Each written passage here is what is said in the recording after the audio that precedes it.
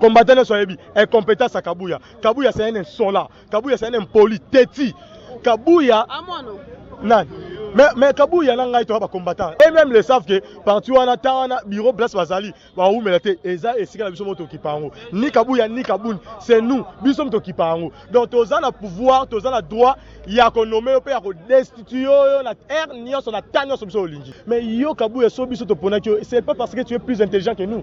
Et ça parce que on a plus compétent que biso. Kabuya biso so qui te ba biso parce que ce papa a bendara pembeni ça dit que biso ezaki na volonté na biso mais Kabuya ngo to la kisio que biso ce qui ezaki na volonté na biso to chaki place wana na yo suite ya rozanga communication au moins place Kabunda kangami susu na ye Kabunda au moins place Kabunda kangami et là on est à belle la slogan le peuple d'abord base papa le loto la kisto la kiso sito la tabino ke bazo be la wana on obé la wana ma sécurité et ça bazo pena c'est la force Kabila la munduki asuka bongo yo Kabuya oyaka na vélo oyaka na moto hein le loto pesi yo soki jeep nini to récupérer on na yo na jeep donc to récupérer on surtout to zongisho ndengo oyaka na couper Kabuya oyaka na couper ozonga pe na couper oyoki oyaka na couper ozonga na couper.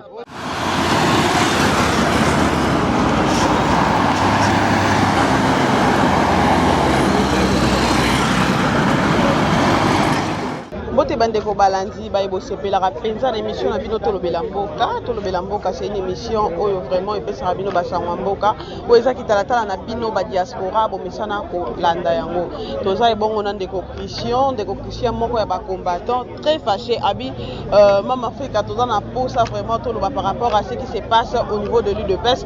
Nous savons tous bel et bien c'est l'UDPS aujourd'hui qui dirige le pays oyo penza basala coalition na bandeko la bango UNC bongo epesa cash kasi to comprendre que kino de loyo bango na kati ba ko bomana e utaki UDPS UNC combat elekisi ko komi bango moko ba combattant ya UDPS face à Augustin Kabuya Jacquemaine Chabani pe Chamar Kabound na bongo to yambeli bino ndeko Christian comme vous remarquez na rythme ya base entouré et pas bandeko na bango moko ba combattant il va s'exprimer à long et à large mbote ndeko Christian. Merci madame Mama Africa mbote na yo pe mbote pe na ba ronyo surtout ba landa biso na ba combattant biso nyonso baza présent surtout ya poto hein bango balinga bino makasi mbote na bino na obino so bolanda ndenge boza inquiété pour na problème ozo le la partie mais à large longue toro expliciter bino mamno so zo les la partie pe bon comprendre très fâché nani aloki bino bana bosala coalition na FCC bino na bino bokomi suko boma na mvutima toni mama foye bango biso IDPS tozala na esprit moko o déjà ba sema kati na biso oyo papa Etienne na sema kati na biso non eza des ordres te mais ezali ya makambu oyo soki ezotama na logique toke na logique so to mona etama na logique te to telemeli yango ça veut dire que to telemela makambu na ndenge mo ya bien afin que makambu ke na logique état de droit au papa la karabiso état de droit asumisu akanisa ngo eza maseki alors que l'état de droit eza plus que dictature donc eloko balakisa biso ke soki bomoni makambu ke mabe il faut bo s'opposer mais soki makambu ezo kende malamu il faut bo appuyer yango il faut bo faire avancer yango donc yango wana o ezali eloko ba sema kati na biso ti lelo toza nango si quelque chose ne va pas ou même na on sait à partir de le côté les mélanges peut être lobela yango eloko moko ko empêcher biso ezati. Ok, ndeti nini ozo simba te parce que beaucoup miko exiger départ ya Kabound na Kabuya. Mama eza makambo belé to lobango na sir ba misusu be baya ba ndeko no misusu baya bazwa biso to lobela ngo belé ba crise na au sein à parti et bandaka la même ba crise au coup de se répéter makasi comme coup makasi je comme que to sur pouvoir mais la crise comme botama par rapport au coup avant to na pouvoir pour la nini to expliquer aussi quoi tant que to na pouvoir te to banda ko bunda tozaki na bande comme suso bande ba l'accès ba volonté que non to buna ilongo na bango po to yeba ke so landi im na biso to lobaka un jour il est presque quoi vaincra to rolonga si to yeba ke il est limima to salango to yeba ke un jour to rolonga mais to longi mama to komi to longi mais toujours comprendre que bateau biso mo to proposer ki to soit to choisir ki base la ba diriger la biso ba autorité la biso ba komi ko laksa biso ba genre ya ba incompétence na ndenge mo ezala raté Bah compétence au coup jamais on a connu vers la banne au biso to leki nango na ti papa imo azalaki. Mais ce que tu as pouvoir, au lieu de une émergence, mais tout le monde que tu zozonga ndesima. Mais maman où aller nous trop qui ndeti wapi na ba compétence ande wana. Trop c'est trop. To banda ko akimile ba biloko wana surtout, to banda ko mela yango, mutu nyo soyebi combattant soyebi incompétence à Kabuya. Je profite directement à anticiper par mako. Combattant soyebi incompétence à Kabuya. Kabuya c'est un insolent. Kabuya c'est un impoli teti. Kabuya nan mais Kabuya là ngai to ba combattant moi ça moi mais c'est un combattant comme moi maman. Kabuya c'est un combattant comme moi. Kabuya il est rien ngana yeto za na statut moko na mito soka komaki oya zalaki c'est parce que les combattants ba lingaki ba tinda ya ko ba niveau wana mais si ka ba combattant lelo le quoi ba décider ba bi ke azonga ça dit que azongi na clame ko na biso nous sommes des combattants azan supériorité mo moliko la biso na biso siège wana aza bureau mais kende au monde ande batie dispositif mais to ici ba soda la ba mo wala la ke ba air bochel biso ah pardon to ou mais la tête to kende to tika no partir parce que et même les savent que partout wana tana bureau place bazali ba ou mais la tête eza esika la biso moto ki pango ni Kabuya ni Kaboun c'est nous biso moto ki pango donc toza na pouvoir toza na droit ya ko nommer pe ya ko destituer na air nyonso na tanyo so biso olingi. Parce que c'est la base qui décide maintenant. Si vous avez décidé de partir, vous avez décidé de mais tant que le bango bino le roi est utopie, le roi est imaginaire. Mais ce sont des choses réelles, ce sont des choses vraies. Comment est-ce que les combattants ont bondi pendant 37 ans, Zoki, Bandeko, Koufi, mais le autre aussi pouvoir. Mais attends, maman, c'est ok en France, ok en France, ok en États-Unis, ok en Afrique d'ici, place ma grande partie en Ezali, ils ont pouvoir. Si on tali combattant na bango to banana na bango, on remonte que non, après le pouvoir, bah c'est retrouvant, bah zo ba bisala. Mais comment est-ce que yo Kabuya, biso mutu to pona, biso to chayo wana. Mais ce que ça que il y a des postes oh ça que aurait ko cha bato ba bunda ko ba li ba bunda ma comment ma kasi ko le ko ba nebele, mais yo ont préféré o cha ba frère no Shekina. C'est pourquoi tu profiter o bisayo. Moi yo biso wana ba frère no wana Shekina mutu ba chayo. Bon maman Kabuya azo se permettre avec sa biso que non bino afingi biso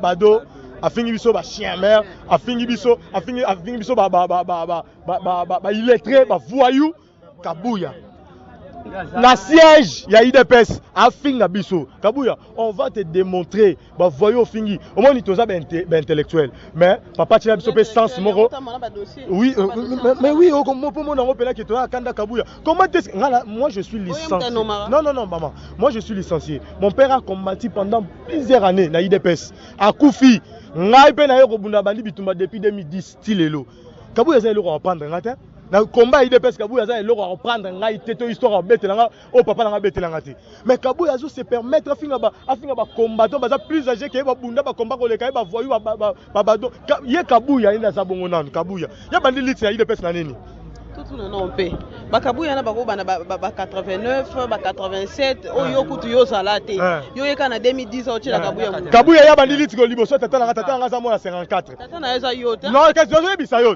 non papa tala bi tata nga il y a des gens au ba représenter tata nga bazar so caméra bi ezali e bando benda bango baza ba plus âgé ba oyo ba bundi liboso ya Kabuya lelo pour la Kabuya ezali pour nande ezali kaka ke bon na partie surtout dans une organisation to paponara mutu moko toi tu vas te balé basa moi likolo pour ba diriger mususu pour ba pesa ba contre mais yo Kabuya so biso to pona que c'est pas parce que tu es plus intelligent que nous et ça parce que on a plus compétent que biso Kabuya biso so qui te ba biso parce que ce papa a bendara pembeni ça dit que biso ezali na volonté na biso mais Kabuya on to la kisio que biso ce qui ezali na volonté na biso to chaki place wana na yo suite il y a Rosanga communication au moins place Kabunda Kangami susu na ye Kabund au moins place Kabunda Kangami et là on est à bel slogan le peuple d'abord base papa le lot la kisto la kiso sito la tabino que bazo be la wana on a bel on a ma sécurité et ça bazo pena c'est la force mais to betele maboko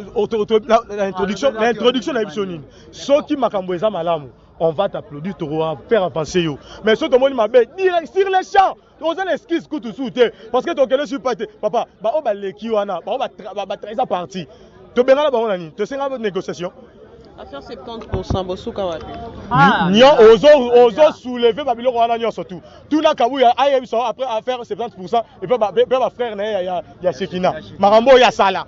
tuna combattant nini yango o yesi a vivre yango pena ki abike non sur le papier awa pena azala kabuya na vivre pena faire 70%. Nani combattant o aza aloba nani ba frère na ye na ba sœur na ya Shekina o ye avimbisi matama wana na mbongo ya IDPS etant que secrétaire to tcheyo wana o komi na ba prérogative ebele o mona ke yo komi supérieur ko ka ba komba soki o komi aux autorités ngo bati biso to boye biso to za un système o ya pyramide renversée, c'est à dire que o yo mona ko sa likolo biso to na se to jimeleo il faut ça l'erreur to renverser pyramide to komi likolo o mona le to suga le lot là qui sont 16h quand la tête total la chrono to rota la place au bino boyo côté maman je vais profiter préciser le roman boy même sous ceux qui écoutent na nzela mususu mais il faut to préciser on le sous maman tozo profiter à royer bisaba oyo bazo lukaba zwa combat na biso ba mo comme le roi politique ba zo le roi récupération politique Peter Kazadi yo belando zabongo na compétence na yo est-ce que yo côté à biso Peter Kazadi?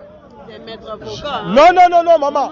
Ici à l'IDPS, il n'y a pas question, il y a maître avocat, médecin, non. Maman n'a pas comment pas. Biso awa, nani, tout le monde sont des combattants. Toyebi politique, biso politique universitaire, et ça université politique. Moutounio sur quel que soit niveau na ye, biso nous tous aux batang c'est biso politique manque. Moutoun l'équipe soit saté. Peter Kazadi, Moutoulwa Jacques Chabani, na biso non papa. Jacques Chabani, s'il y a des cadres, oh papa yemora landa poursuivre la justice. Obi kezayo. Wana kuluto hein.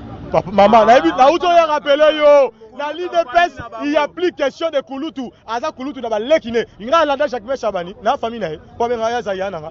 Na landa na simate. Na lobi boy. Ye, est-ce que y a kolba likambupo abimisa bazo ebima. Jacques Chabani. Jacques la kolba likambupo to bimi to bundi po na ye. Jacques Chabani, c'est be destitué yo. Intérêt base ça nini.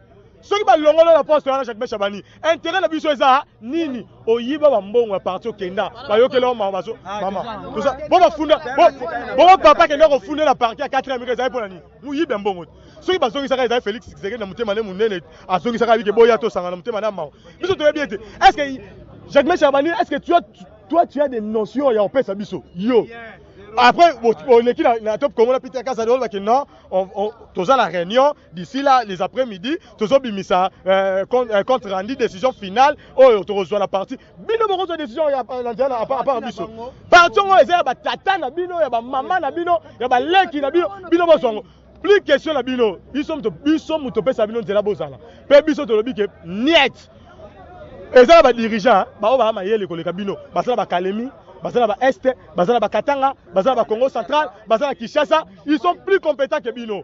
Toko Luka, Toko Benga, Nabiso, ba combattants, tout ça partout dans le Congo. Il est fait partie des masses, et ça partie le plus populaire dans le Congo. Ba compétent, Baza Ebele, Bata la Rabino, la mise sur Bajobo, c'est ça, mais cette fois-ci, tu es Melbino. J'aime non, moi, les récupération politique à Bongo Bozoa. Bimisa contre Randy, la Bilo Bozoa, comme ça, total, Oya Bilona, Oya Biso, ceux qui banani, ba Kolo parti. Bilo Bozoa, c'est Biso, pour la décision, Mouninga, la Bilo, Yangonde Bilo, faut récupérer. Non, Biso, Tozo Bengana. Jama Kaboun, na Kabuya, pour la suite, ben compétence na bango. Mais Matika la membre est simple. Maman, Tobengani Mutute. Tolobike, Tolongolio, Vanda, Zonga membre simple. Soko Boyo, Lobiko Kenayo, Kenayo, Banani, Batiba la Bakende Samson. Batiba la Kenda Batusu Bakisami. Badiba la Kenda Batusu Bakisami. Moubaka Kenda Batusu Bakisami. C'est-à-dire que Binoté. On n'a pas plus question à Bino, parce que pas Ajimim Tebo Koufa. Bino, non. Mais oui, parce que non, on n'a plus besoin de. Basana ma pangu, Basana Mituka, peut botter la Ajimele Tebo Koufa. Biso il est peste, remis la poste à Bajen. Botter la Ajimele Tebo Koufa. Ok, Nabino. Biso to so bato recruter Bajen, Bakoya Bango Boko. Yo dit que le long depuis 2010 le long na terre il est peste. Yo, ouais il pose ça il est peste. Mais le long si comme biso to ebiso que to za la poste ya rajissement ya nini ya parti. So bon moni que bon dese ok. Kena yo, o tika pe mikolo belo to kufa. Kena yo, batu su ba ya. Yango to ebisi bino boy. Bon récupérer en côté que oh, pour les apons na bino, boti na biso, batate belo bino roti na bon fait ça ba oni. Bon ça la ba poste na bino, fait ça. Kazadi, yo za député. Congé parlementaire ou les gars. Yo aussi base nini oye oyo kangisi parlement debout ata 5 ata 10 opesi bango bike non bozo souffrir na pesa bino boy. Opesi ni. Oye ça biso ke za pona ngai, eza pona biso, yo za pona yo, eza pona binote, eza décision finale no boloba, eza de biso.